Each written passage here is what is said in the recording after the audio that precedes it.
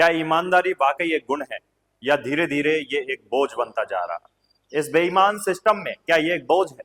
आज हम बात करने जा रहे हैं एक ऐसी फिल्म की जो ना तो चिल्लाकर देशभक्ति दिखाती है, ना ही हीरो को सुपर ह्यूमन बनाती है। ये है कॉस्ट ऑफ, एक सच्ची कहानी पर आधारित फिल्म जिसमें नवाजुद्दीन सिद्दीकी ने फिर एक बार अपने अभिनय से जान फूंक दी। तो चलिए शानदार और संवेदनशील फिल्म का ईमानदार रिव्यू करते हैं। फिल्म कॉस्ट ऑफ एक कस्टम अफसर कॉस्टॉफ फर्नांडिस की सच्ची कहानी है, जो गोवा में सोने की तस्करी का भंडाफोड़ करते हुए एक ऐसे जाल में फंस जाते हैं जहां ईमानदारी ही उनकी सबसे बड़ी दुश्मन बन जाती है। डेमेलो नाम का माफिया, सत्ता से गहरा नाता और सिस्टम की लाचारी, ये सब मिलकर बनाते हैं एक ऐसी दुनिया जहां सच बोलने वालों की आवाज दबा दी जाती है। इस फिल्म की सबसे खूबसूरत बात यह है कि ये कहानी कॉस्टॉफ की बेटी की नज़र से कही गई है। एक बेटी जो अपने पिता को हीरो की तरह नहीं बल्कि एक इंसान की तरह देखती है, जिसकी थकान, दर्द और सन्नाटे वो अपनी फाइल में दर्ज करती जाती है। जब अखबार में उनके पिता की खबर छपती है तो उसकी कटिंग को संभाल कर रख लेती है, लेकिन वो खबर सिर्फ जब्ती की नहीं, एक शांत जीवन के टूटने की दस्तावेज बन जाती है। अब बात करते हैं नवाजुद्दीन सिद्दीकी की, जिन्होंने एक बार फिर दिखा दिया कि किरदार को जीना क्या होता है। कॉस्टॉफ फर्नांडिस का रोल निभाने के लिए नवाज ने असली कॉस्टॉफ से मुलाकात की, उनका लहजा अपनाया, उनकी झिझक और मजबूरी को कैमरे पे भी उतारा।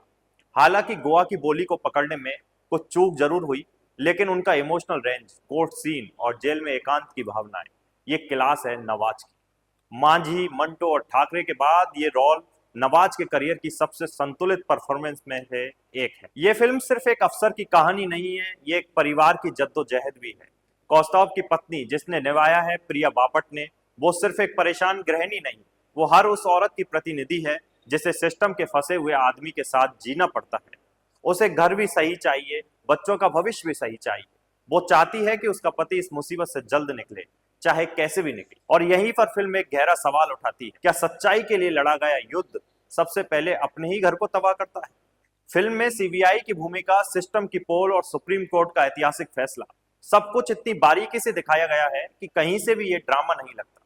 यहाँ तिरंगे को महिमा मंडित नहीं किया गया, बल्कि देश प्रेम को एक इंसानी नजरिए से दिखाया गया। कॉस्टॉफ अपने मुखबिर का नाम नहीं बताता, और यही फैसला उसे आगे चलकर उन हजारों वर्दीधारी अफसरों की सुरक्षा का आधार बन जाता है कि देश प्रेम, जिम्मेदारी और न्याय, ये फिल्म तीनों को एक धागे से जोड़ती हुई दिखाई देती। निर्देशक सेजल साहा ने इस कहानी को क्लोजअप में दिखाया है।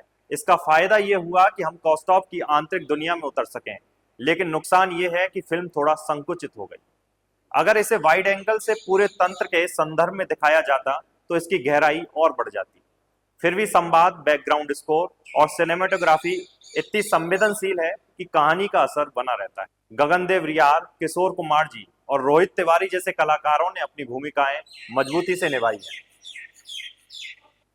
विशेष तौर पर रोहित तिवारी का काम नोटिस करने लायक है। कास्टिंग डायरेक्टर शिवम गुप्ता ने फिल्म के सहायक कलाकारों को बखूबी चुना है। हालांकि फिल्म में कुछ जगह स्क्रिप्टिंग थोड़ी धीमी हो जाती है और दर्शक की पकड़ ढीली पड़ती है, लेकिन ये कुछ ही देर होता है। तो सवाल ये है कि क्या आपको कॉस्ट ऑफ देखनी चाहिए? अगर आप फिल्मों में सिर्फ एंटरटेनमेंट नहीं बल्कि एक विचार, एक संघर्ष और एक सिस्टम की सच्चाई देखना चाहते हैं तो ये फिल्म जरूर देखिए। ये फिल्म उन हजारों ईमानदार अफसरों का प्रतीक है जो सिस्टम के खिलाफ चुपचाप लड़ते रहते हैं। ये फिल्म उन परिवारों की कहानी है जो वर्दी के पीछे के इंसान की तड़प को झेलते हैं। और सबसे अहम बात, ये फिल्म हमारे जमीर से एक सवाल पूछती है, अगर आप कॉस्टॉफ होते तो क्या आप भी वही करते जो कॉस्टॉफ ने किया? फिल्म चूंकि ओटीटी पर है, लिहाजा जेब पर बहुत भारी नहीं पड़ने वाली, यही इसकी जीत हुई। प्रिया बापट, गगनदेव रियार और नवाजुद्दीन सिद्दीकी ने फिल्म को अच्छे से संभाला है। आपको कॉस्टॉफ कैसी लगी? अगर नहीं देखी है तो जरूर देखें, कमेंट सेक्शन में जरूर बताएं। वीडियो पसंद आए तो लाइक करें और शेयर करें और चैनल को सब्सक्राइब करें, ताकि हम आपके लिए और भी ऐसी कहानियां ला सकें जो सिर्फ फिल्में नहीं, फीलिंग्स होती हैं। मिलते हैं अगली बार एक नई कहानी के साथ। मुझे सुनने के लिए आभार।